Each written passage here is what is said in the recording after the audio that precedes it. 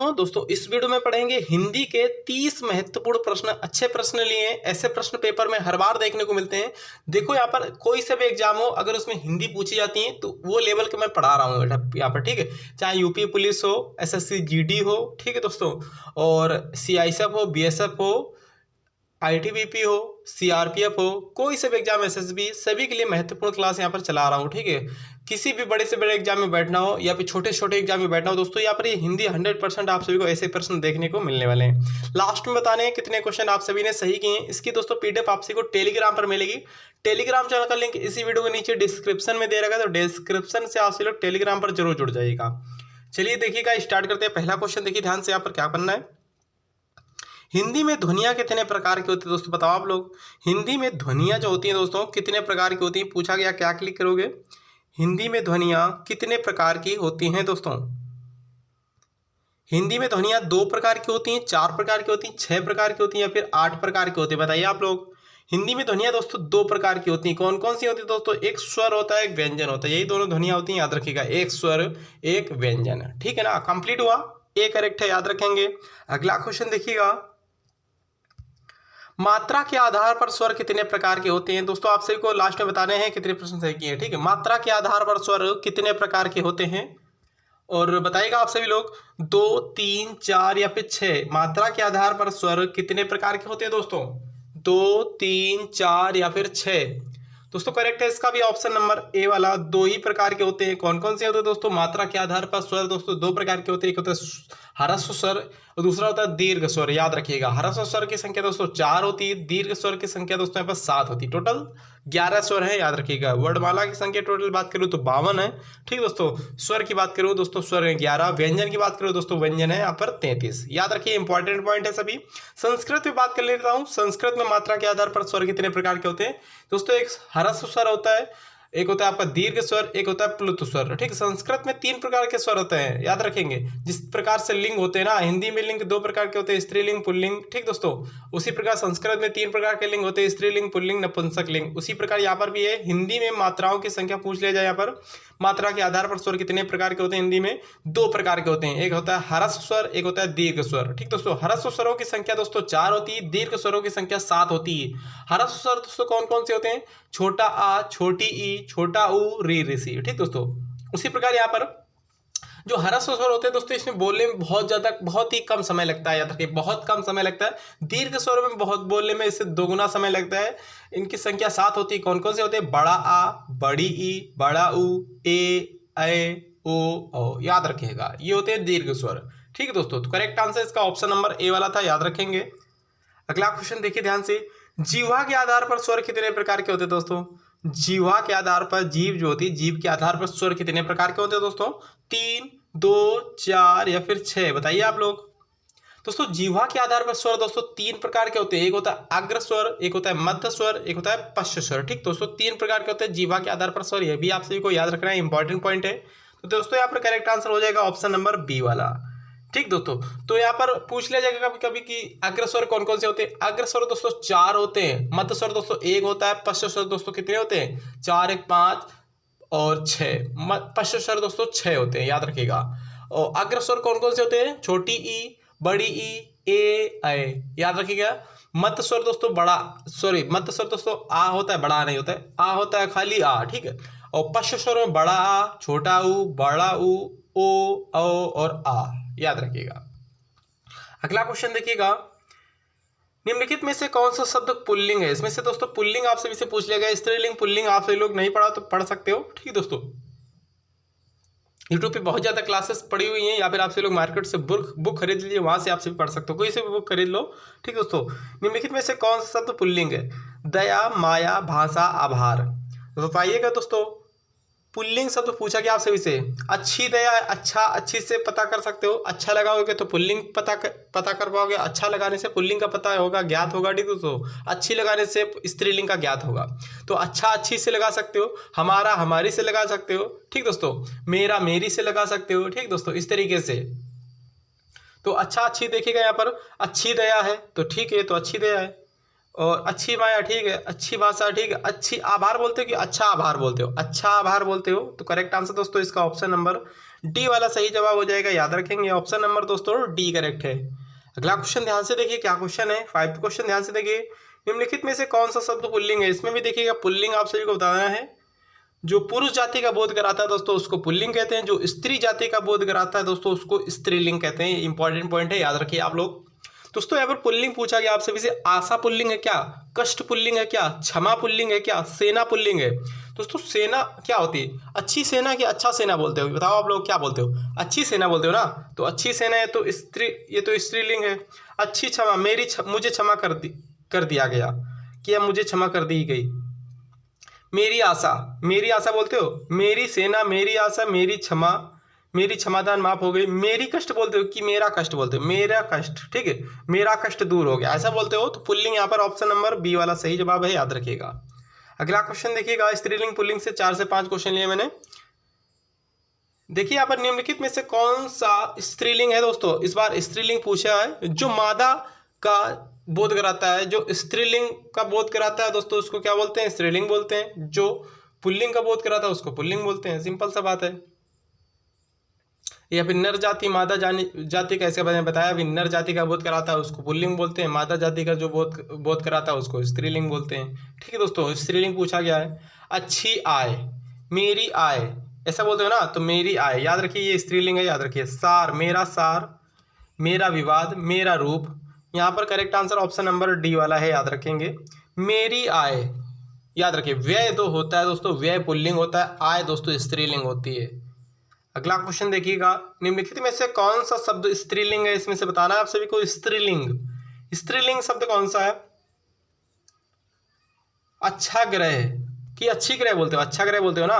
अच्छा ग्रह, अच्छा चंदन लगा हुआ, अच्छा पत्ता है। अच्छा सभा बोलते हो कि अच्छी सभा बोलते हो? सभा हो रही है कि सभा हो रहा है? सभा हो रही है, ठीक, ये स्त्रीलिंग है, याद रखिएगा।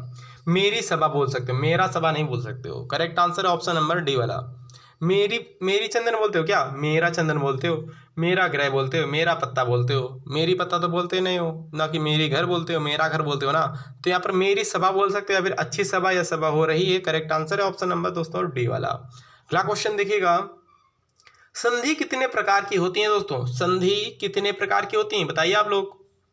संधि क्या 2 प्रकार की होती हैं, 3 प्रकार की होती हैं, 4 प्रकार की होती हैं, या फिर आपका 6 प्रकार की होती हैं? दोस्तों संधि होती है आपकी 3 प्रकार की। कौन कौन सी होती है दोस्तों संधि? एक होती स्वर संधि, एक होती व्यंजन संधि, एक होती स्वर संधि की व्यंजन संधि, एक होती विसर्ग संधि। याद रखिए संधियां 3 प्रकार की होती हैं। स्वर संधि दोस्तों अपने आप में खुद में 5 प्रकार की होती हैं, ठीक। कौन कौन सी? दीर्घ स्वर संधि, वृद्धि, दीर्घ स्वर संधि के बाद दीर्घ स्वर संधि, गुण स्वर संधि, वृद्धि स्वर संधि, यण स्वर संधि, अयादी स्वर संधि, याद रखिएगा। ठीक है दोस्तों, इंपॉर्टेंट पॉइंट है, याद करते हुए चलिएगा। और यहाँ पर दीर्घ स्वर संधि के कुछ इंपॉर्टेंट पॉइंट मैं आप सभी को बता दे रहा हूँ। दीर्घ स्वर संधि किस तरीके से पहचानोगे? जहां पर बड़ा आ, बड़ी ई, बड़ा ऊ दिख जाए, पर दीर्घ स्वर संधि हो जाएगी। गुण स्वर संधि में कैसे पहचानेंगे दोस्तों? गुण स्वर संधि में पहचानेंगे ए की मात्रा लगी हो, ओ की मात्रा लगी हो, ए की मात्रा, ओ की मात्रा, री ऋषि हो, लास्ट में रा बना हो, तो वहां पर दोस्तों गुण संधि होगी। वृद्धि स्वर संधि में क्या होता है? अय की मात्रा लगी हो, औ की मात्रा लगी हो। मात्राएं सबसे पहले जान लो आप लोग, ठीक। अय की मात्रा, औ की मात्रा वहां लगी हो, वहां पर वृद्धि स्वर संधि होगी। दीर्घ गुण वृद्धि। यण स्वर संधि में क्या होता है? या रावा से पहले, या रावा जो व्यंजन होता है उससे पहले कटा हुआ व्यंजन, मतलब कि या रावा जो होता है दोस्तों उससे पहले स्वर आ जाए, ठीक दोस्तों। जो कटा हुआ आता है, कटा हुआ अक्षर जो हो उसके पहले आ जाए। जैसे कि लिखा हुआ आपका अत्यंत, जैसे लिखा हो अत्यंत, अत्यंत लिख के देख लो आप लोग। देखो अत्यंत, देखो या में आधा कटा हुआ स्वर दिख रहा है आपको, ये स्वर दिख रहा है, स्वर, ये स्वर है ना। तो यहाँ पर क्या हो जाएगा दोस्तों? ये हो जाएगी आपकी यण स्वर संधि। और या आ जाए, या सात्विक, जैसे सात्विक, या से पहले स्वर हो, वा से पहले स्वर हो, कटा हुआ आधा, ठीक है, और या फिर रा से पहले हो, तो यहाँ पर यण स्वर संधि हो जाएगी। अयादी स्वर संधि में क्या होता है? आय, आय, अब, आव, जैसे पावक, पो प्लस अक, पावक, ठीक दोस्तों, पावन, इस तरीके से दोस्तों याद रखिएगा, ये होती है अयादी स्वर संधि। और संधि तीन प्रकार की होती है। स्वर संधि मैंने बता दिया। व्यंजन संधि दोस्तों कैसे होती है, जैसे कि व्यंजन संधि नीचे हलंत लगा हुआ होता है, याद रखिएगा नीचे हलंत लगा हुआ होता है, वो होती है आपकी व्यंजन स्वर संधि। ये भी आप सॉरी व्यंजन होती है खाली, जैसे सदानंद बोलते हैं, जैसे सदानंद सत प्लस आनंद होता है, ठीक दोस्तों, नीचे हलंत लगा होता है, सत प्लस आनंद, ये हो जाएगी आपकी व्यंजन संधि। विसर्ग संधि दोस्तों क्या होती है, जिसमें दो चंद्रबिंदी लगी हो, जैसे कोई भी वर्ड ले लो, कोई भी वर्ड ले लो, ठीक दोस्तों, वहां पर विसर्ग स्वर संधि होती है।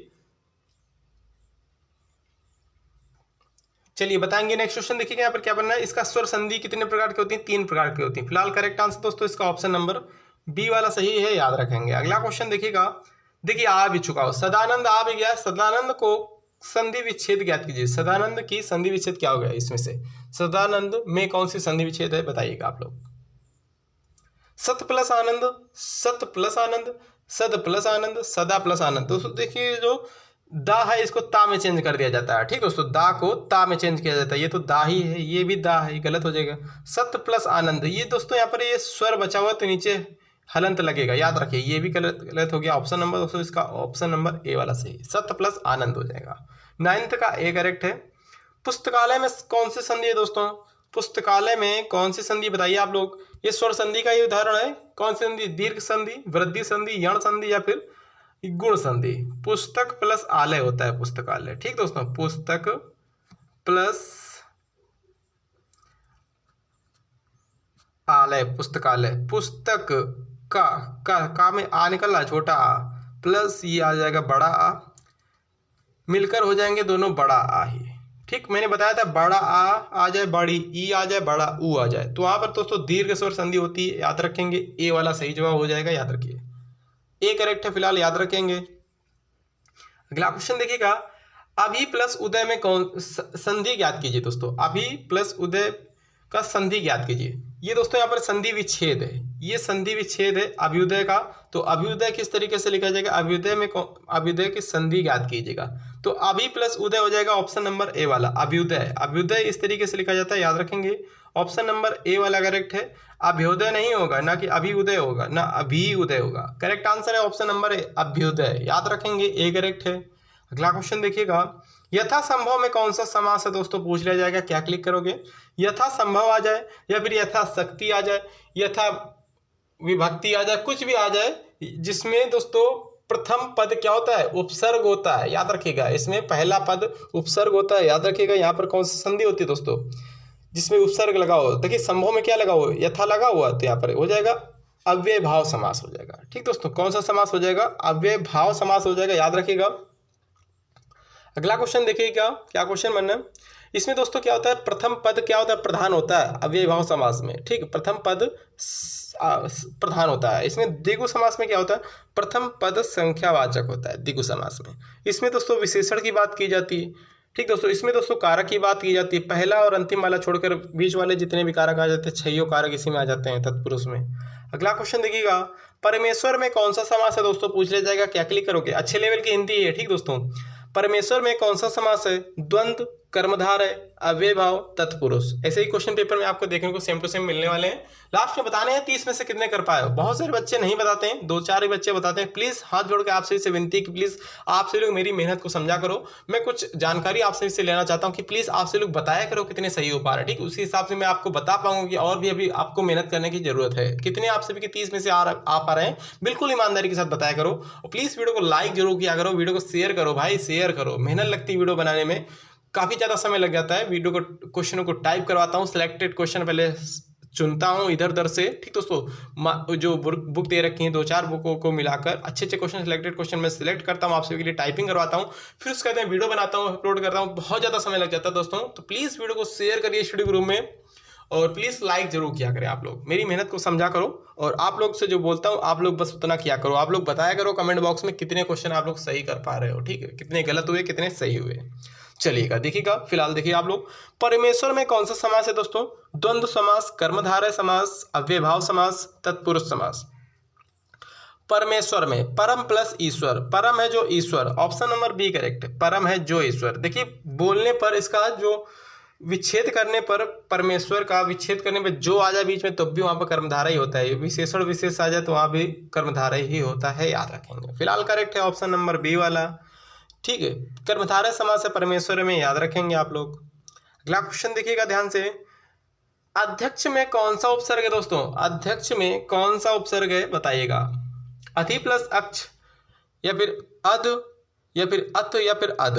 तो दोस्तों अध्यक्ष में कौन सा उपसर्ग पूछ लिया जाएगा तो क्या क्लिक करोगे? अध्यक्ष में अधि प्लस अक्ष हो जाएगा, याद रखेंगे। ऑप्शन नंबर दोस्तों इसका ए वाला सही जवाब हो जाएगा, ठीक है ना, अधि प्लस अक्ष, याद रखेंगे। अगला क्वेश्चन देखिएगा ध्यान से,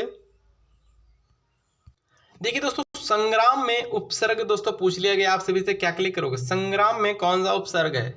सन प्लस मार्ग, सन या सम या सा या फिर सत।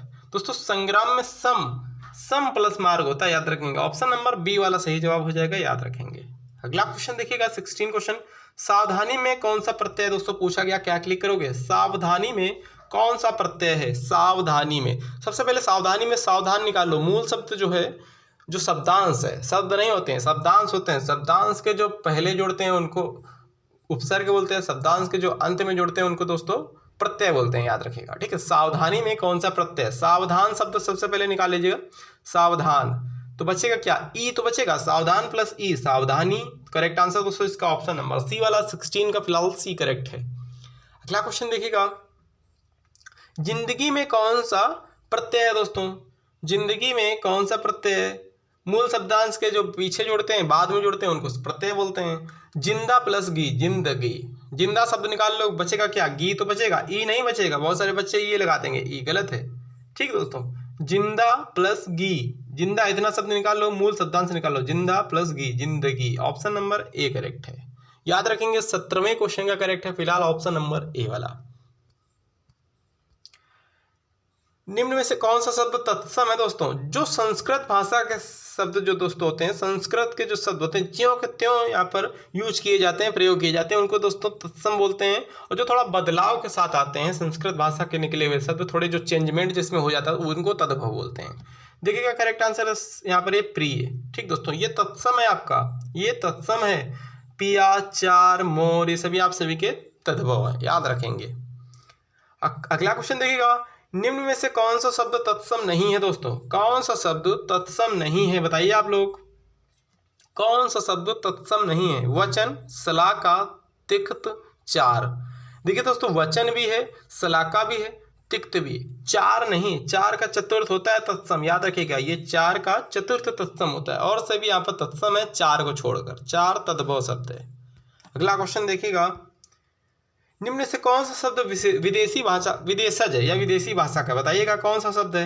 विदेशज शब्द आपसे को ढूंढना है। रिक्शा, जूता, तेंदुआ, नाव।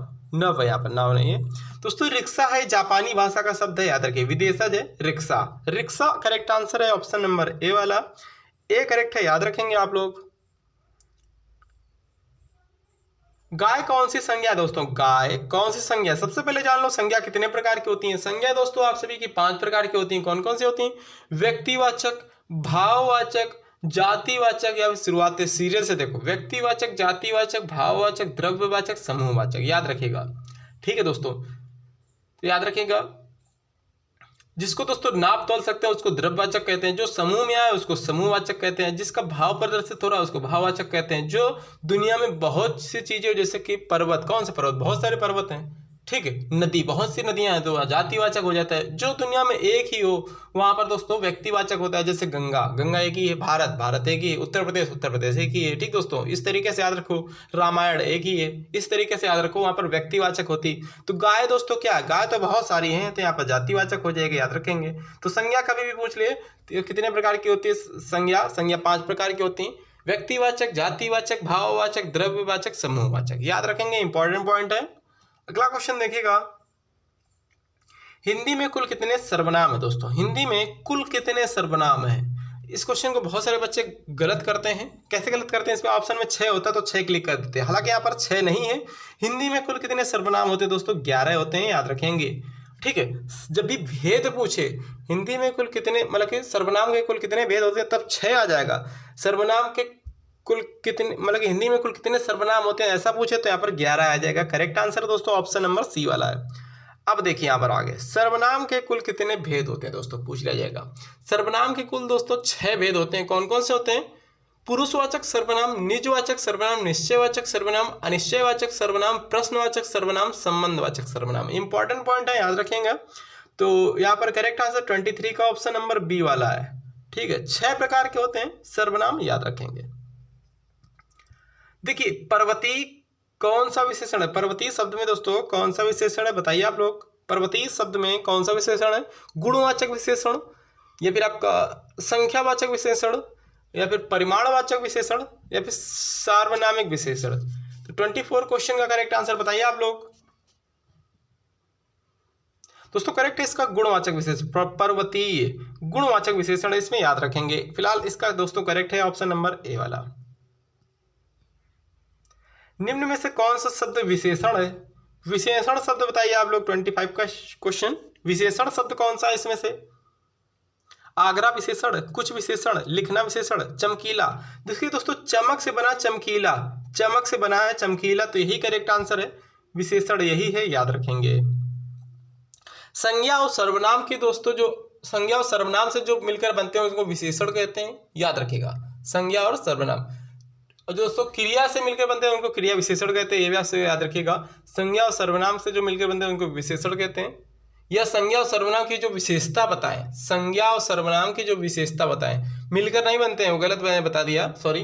देखिए दोस्तों यहाँ पर जो संज्ञा और सर्वनाम की जो विशेषता बताए उनको विशेषण कहते हैं, जो क्रिया की विशेषता बताए उनको क्रिया विशेषण कहते हैं। इंपॉर्टेंट पॉइंट है, याद रखिएगा। जो शब्द संज्ञा की विशेषता बताते हैं उन्हें क्या कहते हैं? देखिए आ भी गया, क्वेश्चन भी आ चुका है दोस्तों। जो शब्द संज्ञा की विशेषता बताए उनको क्या बोलते हैं? मैंने बताया अभी ना, संज्ञा और सर्वनाम की जो विशेषता बताते हैं उनको विशेषण कहते हैं, याद रखेंगे। संज्ञा और सर्वनाम की जो विशेषता बताए उनको विशेषण कहते हैं, जो क्रिया की विशेषता बताए उनको क्रिया विशेषण कहते हैं। ठीक है, ये भी इंपॉर्टेंट पॉइंट है, याद रखेंगे आप लोग। देखिए राम सो रहा है, इस वाक्य में कौन सा दोस्तों क्रिया विशेषण है? राम सो रहा है, इसमें कौन सा क्रिया विशेषण है? देखिए दोस्तों इसमें कौन है? सकर्मक है, आकर्मक है, प्रणार्थक है, द्विकर्मक है। राम सो रहा है, देखिए दोस्तों क्रिया का फल कर्ता पर जब भी पड़ता है, क्रिया का फल कर्ता पर जब भी पड़ता है तो यहाँ पर अकर्मक होता है। देखिए राम सो रहा है, कौन सो रहा है? कौन या क्या लगा के पता करिए, कौन सो रहा है? राम सो रहा है। ठीक दोस्तों, क्रिया का फल किसमें पड़ रहा है? कर्ता पर पड़ रहा है, तो यहाँ पर क्या हो जाएगा दोस्तों? अकर्मक हो जाएगा। और क्रिया का फल कर्म पर जब भी पड़े तो वहां पर सकर्मक होता है। जैसे कि राम कल से सो रहा है, तो राम कब से सो रहा है? राम मतलब कब से सो रहा है? कल से सो रहा है, तो यहाँ पर कल होता है, यहाँ पर या कब होता है, तो यहाँ पर दोस्तों यहाँ पर सकर्मक हो जाती है। तो यहाँ पर राम सो रहा है, ऐसा है ना, राम सो रहा है, तो इसमें क्या अकर्मक क्रिया है, ए करेक्ट है, याद रखिए, ऐसे याद रखिए। लिखना, पढ़ना, दौड़ना, ये सभी चीजें क्या होती है? नहाना, कूदना, ये सभी सकर्मक क्रिया होती हैं, याद रखेंगे।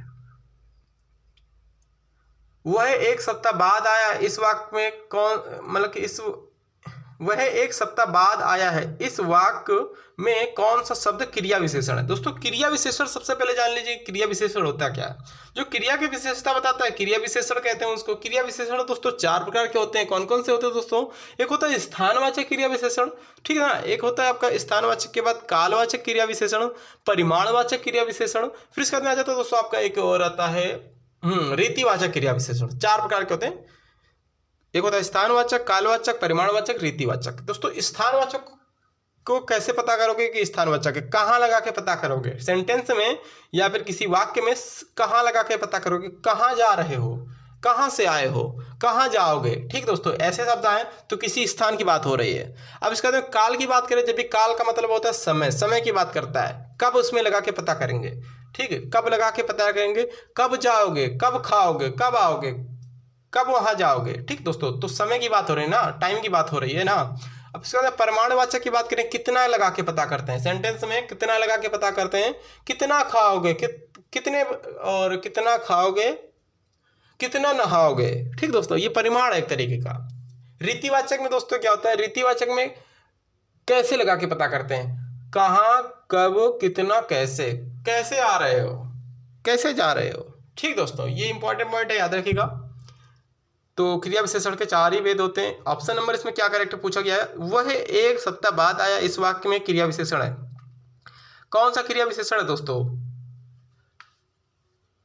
वह कब आया है? एक सप्ताह बाद आया है, बाद आया, यहाँ पर बाद। ठीक दोस्तों, ये याद रखिए, वह कब आया दोस्तों? एक सप्ताह बाद आया है, एक सप्ताह बाद आया, यहाँ पर याद रखिए बाद, यहाँ पर करेक्ट आंसर हो जाएगा। याद रखिएगा बाद यहाँ पर क्या है, क्रिया विशेषण है, वो भी कब आया है, एक सप्ताह बाद आया है। मैंने भी बताया कब कहाँ पे पता करते हैं दोस्तों, कब कहाँ पे पता करते हैं दोस्तों, काल में पता करते हैं, कालवाचक क्रिया विशेषण में, याद रखिएगा, जहाँ पे समय का बोध होता है। अगला क्वेश्चन देखिएगा, सेनाएं युद्ध क्षेत्र में आगे बढ़ी, इस वाक्य में संबंधवाचक शब्द बताइए।